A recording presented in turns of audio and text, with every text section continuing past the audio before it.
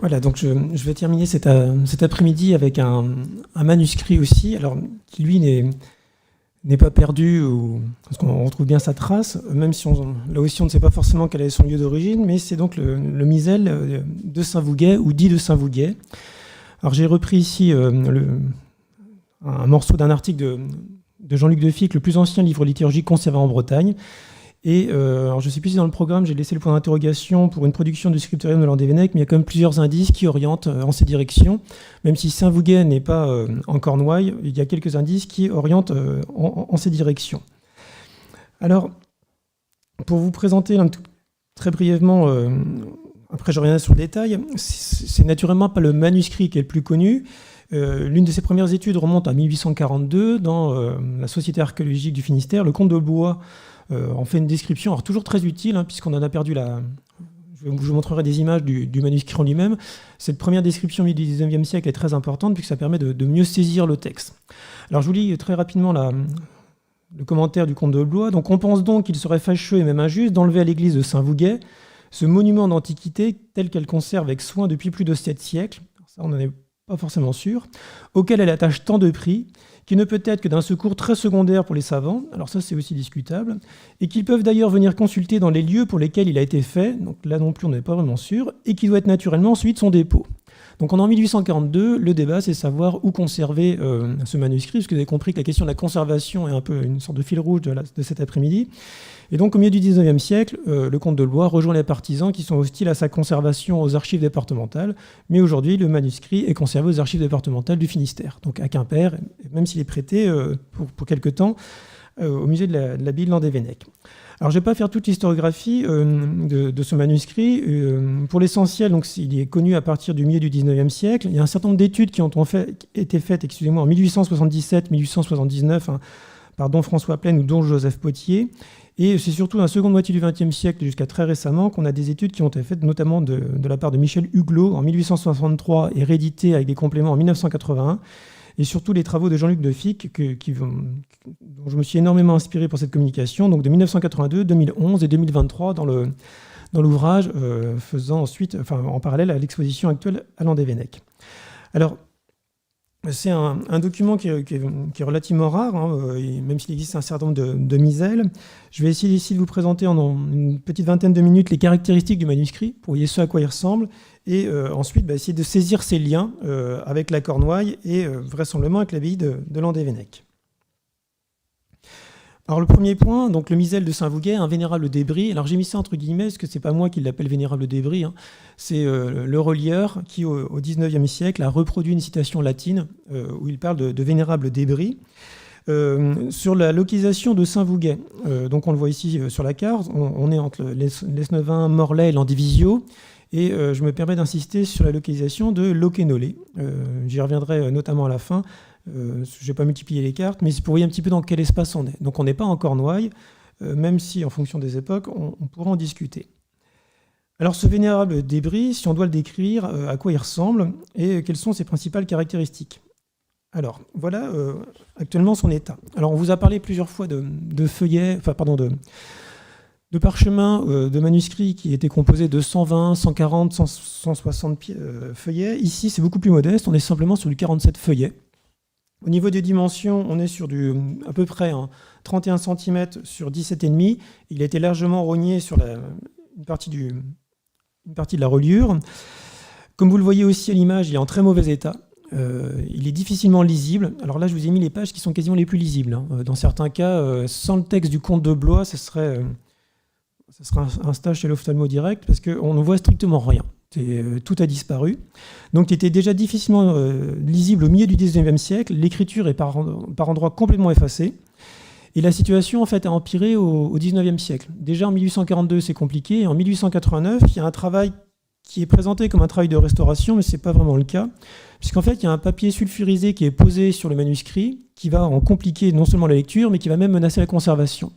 Donc ce projet de conservation en 1889 va abîmer le parchemin, va compliquer la lecture. Donc ça, c'est le manuscrit en lui-même. Ensuite, il y a un certain nombre de pratiques et de dévotions populaires qui vont en expliquer la détérioration.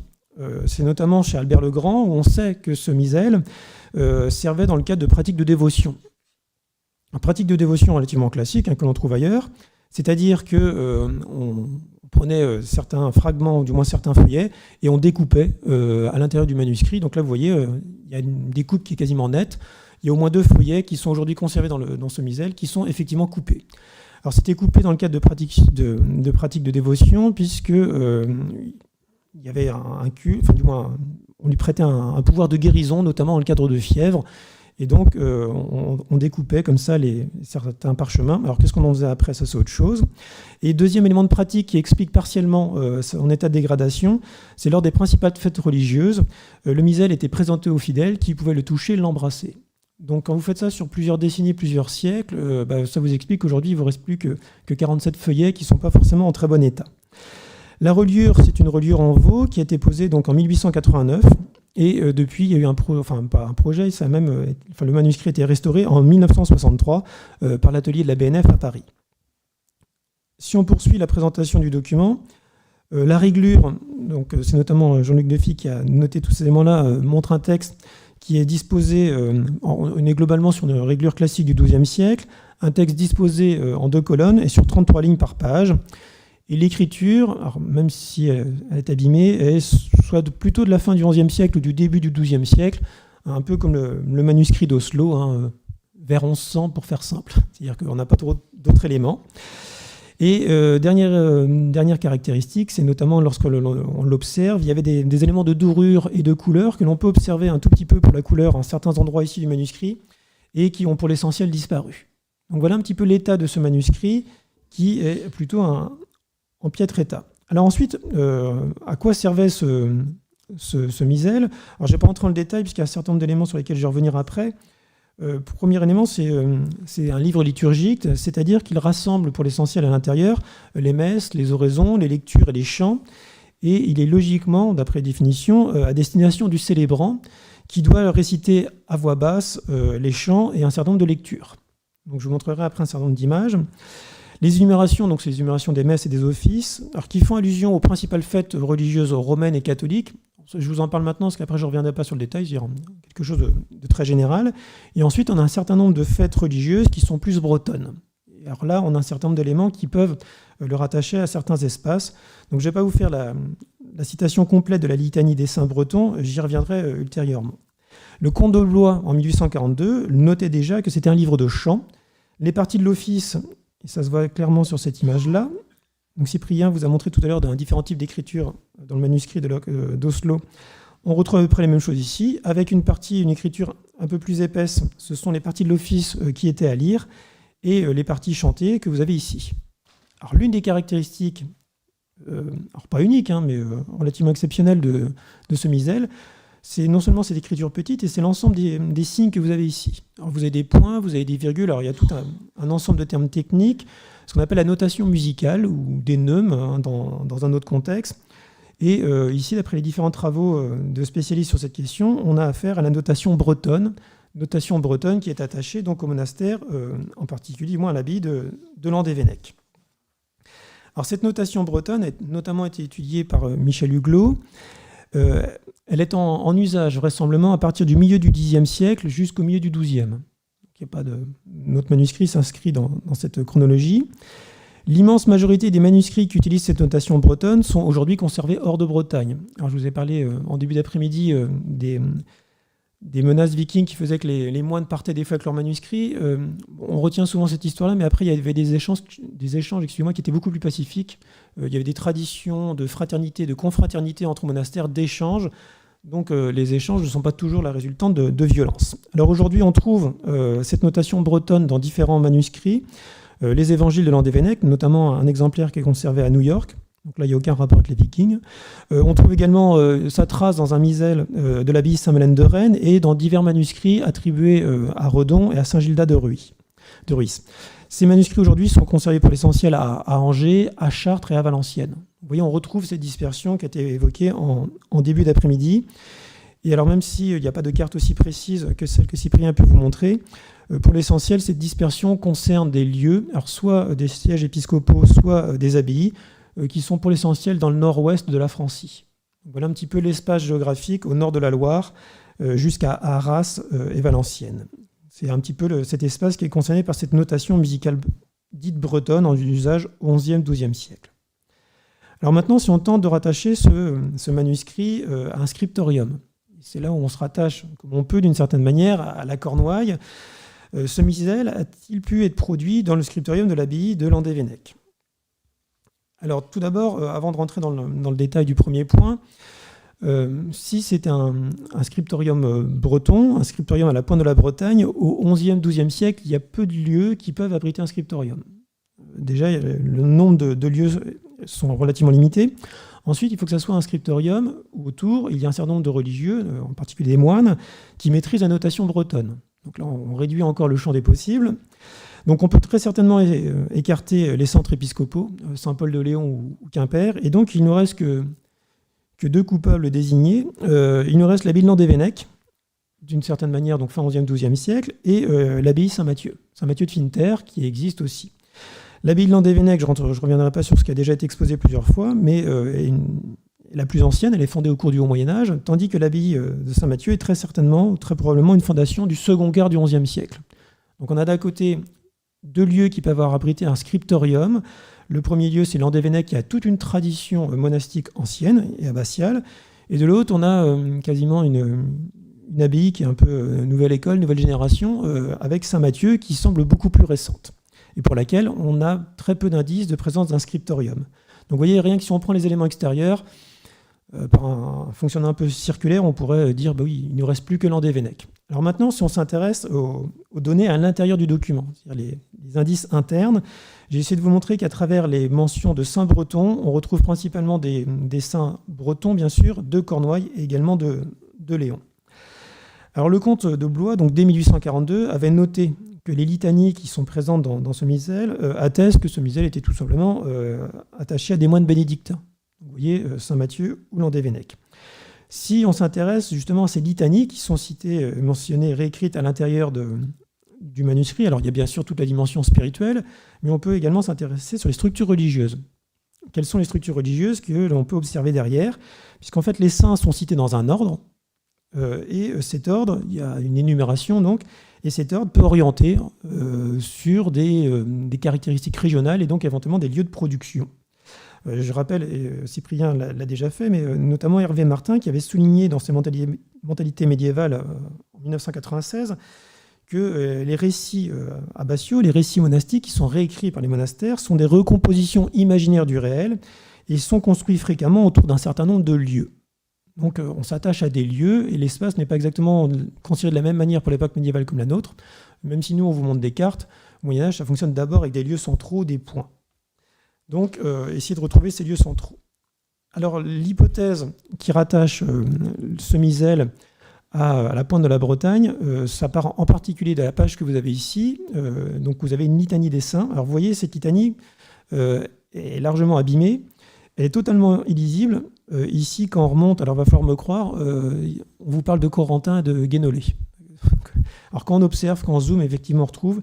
Et là, vous avez un certain nombre de saints que l'on retrouve en Cornouailles et en Léon. Donc c'est en particulier sur cette page-là que l'on peut avoir un certain nombre d'indices. Alors dans ces litanies, j'évoque une première liste de ces litanies de saints. Ce sont tous les saints qui sont à l'échelle de la chrétienté. Donc ils n'ont rien de très originaux. Ensuite, il y a deux catégories de saints. Il y a des saints que je vais qualifier de saints régionaux, de saints bretons, et ensuite de saints locaux. Alors les saints régionaux. Si on prend l'ordre du manuscrit, le premier qui est mentionné, c'est Saint Samson. Donc à chaque fois, je vous ai mis un numéro et ensuite l'identification du saint. Alors sans que ça soit extrêmement rigoureux, on a l'impression que les premiers saints qui apparaissent dans ce misel sont des saints, même si ça n'a aucune valeur. Pour le XIe siècle, c'est sûr, après c'est discutable, mais ce sont des saints qu'on va qualifier plutôt d'Haute-Bretagne. Donc autour de Saint-Samson, de Malo, ensuite dans le Vantais avec Paterne, Brieux et ensuite Melaine. On notera que le Nantais est totalement absent, sans vouloir réveiller des débats actuels, mais il n'y a pas de saint dans le Nantais. Ça, ce sont les saints qui sont à l'échelle de la région. Et on sent un basculement à partir du numéro 6 de la litanie de saints régionaux, avec la mention de Corentin. Et donc là, on bascule du côté de la Basse-Bretagne, pour faire simple. Et donc en numéro 6, on a Corentin, numéro 7, on a Guénolé, numéro 8, c'est Rivary, j'y reviendrai tout à l'heure, Paulin pour Saint-Paul, et ensuite Duc de Halle, vraisemblablement pour Tréguier, mais pas seulement. Vous voyez une construction qui, c'est pas que ça part de loin, mais part des franges orientales de la Bretagne et se rapproche progressivement de la Basse-Bretagne, sans nécessairement qu'il faille y voir une hiérarchie avec nos concepts à nous. Les numéros sont juste là pour reprendre celle de la litanie. À partir du numéro 6, 7 et surtout à partir du numéro 10, donc saint Hugues de Halle, on bascule dans des saints qui ne sont plus des saints régionaux, mais qui sont plutôt des saints locaux.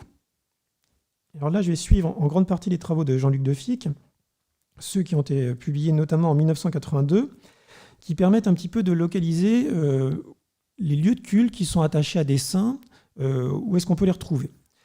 Alors, je ne vais pas vous faire la liste, j'ai repris le même principe, c'est-à-dire vous avez le numéro ici, et puis ensuite le saint et un culte qui est attaché plutôt à une localité.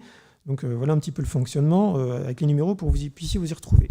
Donc ce sont des saints qui sont plutôt locaux, et si on fait un bilan de cette carte, sans rentrer dans le détail, on a un premier groupe de saints qui est mentionné autour de Landévennec, donc autour de Saint-Guénolé, l'abbaye de Landévennec. On notera que Corentin, qui fait le basculement entre les saints régionaux et les saints de Basse-Bretagne, est quasiment isolé. Mais il apparaît en 6e, en premier. Ensuite, cette partie-là, et surtout, on a l'enseignement principal de cette carte, un quadrillage qui est relativement dense du diocèse de Saint-Paul-de-Léon. C'est-à-dire qu'il y a très peu d'espaces qui semblent des vides. Il y a 2 espaces, dont un, il faut un peu tirer les traits, c'est autour de Morlaix. Effectivement, c'est un peu moins dense et Morlaix n'apparaît pas. Je ne vais pas dire qu'il n'y a pas de saint Morlaix pour me vexer avec personne, mais enfin, en attendant, voilà, il n'y a pas de saint qui est spécifiquement attribué à cette zone-là. Et puis ensuite, il y a quand même une zone vide, c'est autour de Saint-Matthieu. Donc là, on voit que le quadrillage est moins dense. Saint-Matthieu est fondé dans le second quart du XIe siècle. Et lorsque le misel est mis par écrit, produit au fin XIe, début XIIe, vraisemblablement, là, il y a un espace de confrontation, un espace de difficulté. Alors si je reviens ensuite sur l'ordre de ces saints mentionnés, donc le premier c'est Corentin, donc on est dans le diocèse de Cornouailles. Le second c'est Saint-Guénolé, donc vous voyez on se rattache un petit peu à l'espace qui est défini. Et si je reviens au début de cette présentation, je vous dis qu'il y avait 2 espaces où on pouvait produire ce type de missel avec une maîtrise de l'écrit et une maîtrise de la notation bretonne. Vous voyez, on revient au point de départ, il y a finalement qu'à Landévennec qu'on peut produire quasiment ce type de manuscrits. Alors si on se tourne maintenant du côté de Landévennec, quelle est l'activité de ce scriptorium? On en a parlé plusieurs fois aujourd'hui. Cette activité, alors j'ai pris la chronologie 9e, 12e siècle pour correspondre à cette journée d'études. Alors la production du scriptorium de Landévennec est bien connue notamment depuis les travaux, alors c'est antérieur, mais il y a des reprises qui ont été faites notamment dans la thèse de doctorat d'Yves Maurice soutenue en 2006, qui souligne à plusieurs reprises le temps fort carolingien, c'est-à-dire l'importance du IXe siècle. Et puis ensuite, si on suit un peu le raisonnement, mais sur lequel je reviendrai et sur lequel on peut apporter quelques nuances, on aurait une sorte de lent étiolement, et on aurait un scriptorium qui produirait de moins en moins et qui même arrêterait de produire à la fin du XIIIe siècle. Donc pour notre misel, 11e, 12e, vous voyez, on est dans la période toujours de production. Alors la base de données qui a déjà été évoquée 2 fois, IRCABRIT, notamment par Cyprien tout à l'heure, permet d'avoir une forme de vue générale. Alors malgré un certain nombre d'incertitudes, c'est ce que vous avez ici avec les différentes couleurs, il y a un certain nombre de manuscrits qui sont attachés à Landévennec de manière certaine, d'autres de manière probable et d'autres de manière possible. Donc il faut jouer avec toute cette base d'incertitude. Et ça va me permettre peut-être de nuancer la vitalité carolingienne. Caroline Brett l'a fait aussi très récemment. Ça permet, de nuancer la vitalité carolingienne, mais aussi de voir que l'époque qui va suivre, ce qu'on appelle l'époque post-carolingienne, donc le Xe siècle, n'est pas forcément une période de décrépitude ou de déclin, comme c'est parfois avancé. Alors si on s'intéresse uniquement à Landévennec à partir des données que vous avez ici, on totalise 9 manuscrits du IXe siècle, ensuite 8 manuscrits du Xe siècle et 6 du XIe. Alors vous allez me dire, on passe de 9, 8 et 6, effectivement ça diminue, mais vous voyez, c'est basé à chaque fois sur très très peu d'exemplaires, donc je ne vais pas dire qu'il suffit d'en retrouver 1 ou 2 pour que les données changent, mais ça n'a pas forcément de valeur générale, ça donne un peu une orientation. Donc effectivement, l'époque carolingienne 9e siècle a plus produit, mais le Xe siècle n'est pas non plus la période de déclin qui est parfois présentée. D'autant plus, et ça vous a été dit plusieurs fois, que le Xe siècle, il y a eu quand même quelques petits soucis à Landévennec, dans les années 910, 920, 930, où vraisemblablement la communauté a disparu, ou du moins s'est éloignée, Et donc, lorsque les moines ont produit ces manuscrits, c'était dans une période de turbulence. Et donc, malgré cette période de turbulence, on continue d'écrire. Alors, si je reviens sur les différentes phases, 9e, 10e, 11e siècle, pour essayer de comprendre un petit peu l'activité. Alors, je ne vais pas revenir sur le détail, je vais vous donner quelques informations très générales sur la vitalité carolingienne, ou plutôt la relative activité carolingienne. Non pas pour la nier, mais simplement pour la nuancer, la mettre un peu sur le temps long. Le scriptorium de Landévennec est effectivement extrêmement actif au IXe siècle. On l'observe, alors pas uniquement à travers cette carte-là, mais qu'un certain nombre de manuscrits sont produits et sont ensuite retrouvés au loin, dans le monde insulaire, on vous en a parlé plusieurs fois, sur la façade atlantique, mais également jusqu'en Italie. Le IXe siècle correspond à une phase de production importante et de qualité. On a des moines copistes, des scribes, des enlumineurs, qui produisent selon deux modèles. Il faut se méfier de ce qu'on appelle des modèles. Un modèle qu'on va dire d'inspiration carolingienne venant avec des influences ligériennes, pour faire simple. Et ensuite, un modèle, mais que vous connaissez forcément davantage, un modèle dit insulaire, notamment avec des représentations des portraits des évangélistes sous des formes anthropozoomorphiques, c'est-à-dire avec un corps d'homme et une tête d'animal, et en particulier la figure de saint Marc. Cette phase carolingienne est interrompue. Ça ne veut pas dire qu'elle s'arrête définitivement, du moins qu'on a une suspension fin 9e, début 10e siècle. Alors, il y a des incertitudes sur la production des différents manuscrits. Et les moines quittent vraisemblablement l'abbaye dans les années 910 et ne reviennent au mieux que dans les années 930. Donc notamment à la suite de la reprise du pouvoir par Alain le Grand, lorsqu'il reprend le pouvoir et élimine la menace scandinave en Cornouailles, mais également à l'échelle de la Bretagne. À partir des années 940-950, on sent la reprise d'une certaine vigueur monastique. C'est-à-dire on reproduit des manuscrits et donc on s'inscrit dans une certaine tradition. Alors finalement, on a une reprise, c'est-à-dire il n'y a pas une disparition de l'activité. En 952, on sait qu'il y a un manuscrit qui est produit à Landévennec, un Liber Officialis d'Amalers, celui que vous avez en haut à gauche. 952, on a 5 moines copistes de Landévennec qui sont mis à contribution. Vous voyez, ce sont 5 moines qui sont mobilisés pour produire un manuscrit, ce qui montre que sur les livres liturgiques et une commande, on a les capacités locales pour produire ce type de manuscrit. On est après les raids vikings.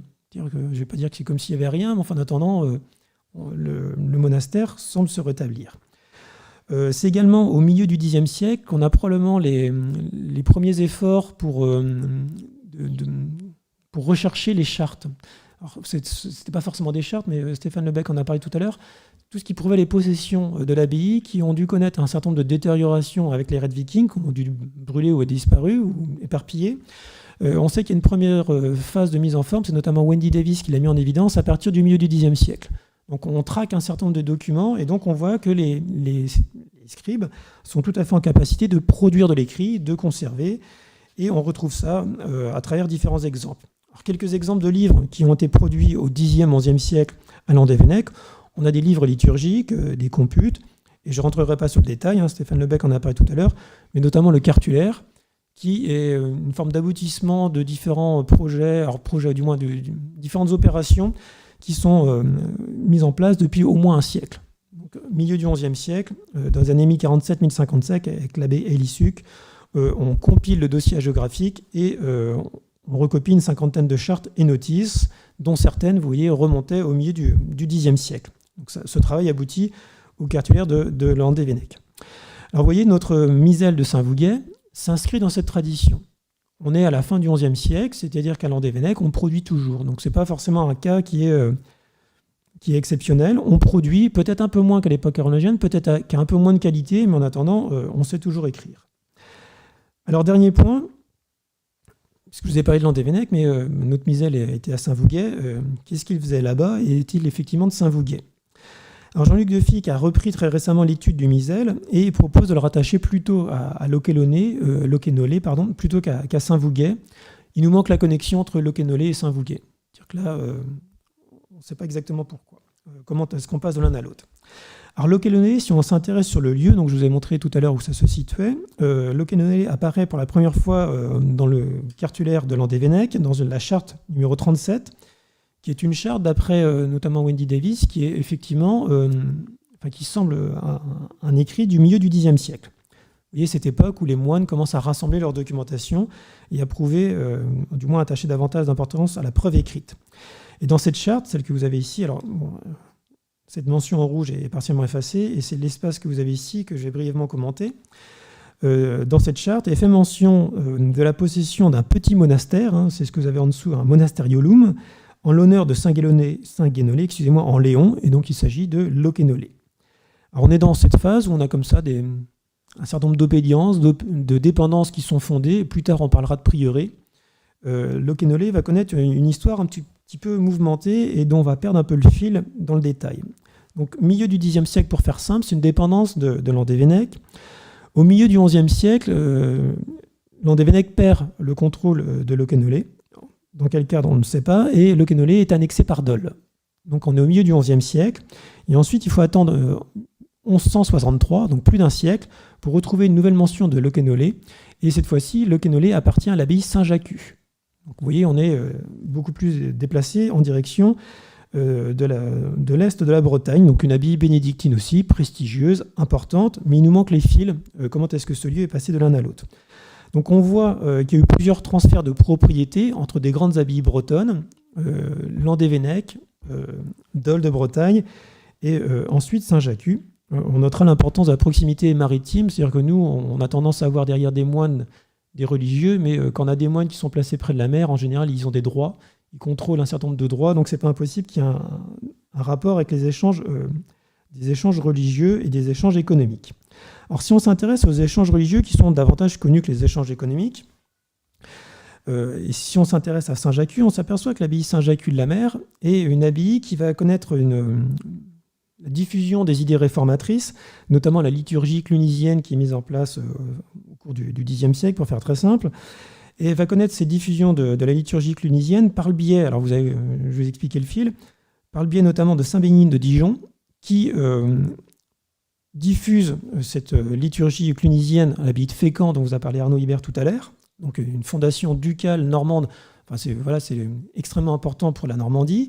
Et très certainement, depuis Fécamp, vous avez une diffusion de la liturgie clunisienne en direction de Saint-Jacques-la-Mer et de Saint-Main, et très certainement par le relais du Mont-Saint-Michel. Donc voilà un petit peu les systèmes de saut de puce qui vont nous faire revenir en direction de Landévennec. C'est-à-dire que très certainement, là je vais être très flou sur les dates, vous avez compris, puisque entre 1050 et 1163, on a une sorte de tache noire, c'est-à-dire on ne sait pas du tout ce qui se passe pour Locquénolé. Mais c'est entre 1050 et 1163 que l'abbaye Saint-Jacques va prendre possession de Locquénolé, qui était une ancienne possession de Landévennec. Et c'est vraisemblablement à ce moment-là, durant ce siècle, que Saint-Jacques va passer une commande, très certainement auprès de l'abbaye de Landévennec, de Semisel. Et Semisel, en fait, va reprendre une bonne partie de la liturgie qui a un rapport plutôt avec le secteur qui était contrôlé par Landévennec au Xe siècle, donc ce que nous on appellerait le Léon, mais qui était dominé par l'abbaye de Landévennec. Donc on est aux alentours de, alors je vais être très flou sur les dates, fin 11e, début 12e, au niveau de la datation de Semisel. Ce qui serait intéressant, ce serait de réétudier la paléographie de ce document pour éventuellement voir s'il n'y a pas des datations plus fines. Puisque vous voyez, entre 1050 et 1063, on a une partie du flou, ça reste relativement flou. Donc ce qui nous manque, c'est bien sûr le transfert de Locquénolé à Saint-Vouguet. Le comte de Blois disait que ça faisait 7 siècles que vous aviez un culte populaire, des dévotions populaires qui étaient attachées à Semisel. On ne sait pas comment ça passe de Locquénolé à Saint-Vouguet. On sait juste qu'il y avait un certain nombre de possessions qui appartenaient à Landévennec dans ce secteur-là, mais l'essentiel nous échappe. Donc c'est très certainement une commande qui est passée au scriptorium de Landévennec aux alentours de 1100. Alors en conclusion, pour terminer, donc Semisel est probablement produit aux alentours de 1100. J'en aurai le même flou artistique que Cyprien sur la datation. Il est vraisemblablement aussi, par un système à la fois d'indices internes et externes attribuables au scriptorium de Landévennec, mais là aussi il faudra à nouveau des études plus poussées, comme Cyprien a pu le faire sur le manuscrit d'Oslo, pour éventuellement avoir des éléments de datation un peu plus, du moins d'attribution un peu plus fine. Ce qui m'intéresse pour terminer, c'est la situation aux alentours de fin 11e, début 12e. Fin 11e, début 12e, Landévennec domine moins la pointe de la Bretagne. C'est-à-dire que c'est l'abbaye qui était fondée à la pointe de la Bretagne. D'ailleurs, ça a été dit plusieurs fois. Lorsque Louis le Pieux, en 818, vient en Bretagne, la tête de pont, ça va être Landévennec. Et on sait dans les actes que Landévennec contrôle un certain nombre d'abbayes, de monastères tout autour. La situation est différente vers 1100. vers 1100, on a un certain nombre de concurrents qui sont dans le paysage. On a Sainte-Croix de Quimperlé, on a éventuellement Locmaria, enfin Locmaria c'est certain, de là y voir une concurrence, c'est autre chose. On a l'abbaye Saint-Mathieu, c'est-à-dire qu'il y a une forme de concurrence abbatiale, une dispersion, et ces dispersions, c'est Arnaud Hibert en a parlé tout à l'heure, dans le cadre féodal, c'est-à-dire que les donateurs sont peut-être riches, mais il y a de plus en plus de lieux à qui on donne. Donc c'est peut-être un moment pour l'abbaye de Landévennec de rappeler sa place, son prestige dans le paysage à la pointe de la Bretagne, une sorte de piqûre de rappel en disant voilà, on est les plus anciens, on est les plus prestigieux, on n'est pas les seuls, mais on était là avant les autres. Pour terminer, le comte de Blois disait en 1842 que ce Misel a été d'un secours très secondaire pour les savants. Finalement, non. C'est-à-dire qu'il ne fallait peut-être pas le laisser à Saint-Vouguet. Il a eu raison d'être rapatrié aux archives départementales, puisqu'on s'aperçoit que non seulement ça permet d'avoir des informations sur la notation bretonne, sur laquelle j'ai fait très bref. Ensuite, ça permet de faire un lien, même si ça reste à poursuivre, avec le scriptorium de Landévennec.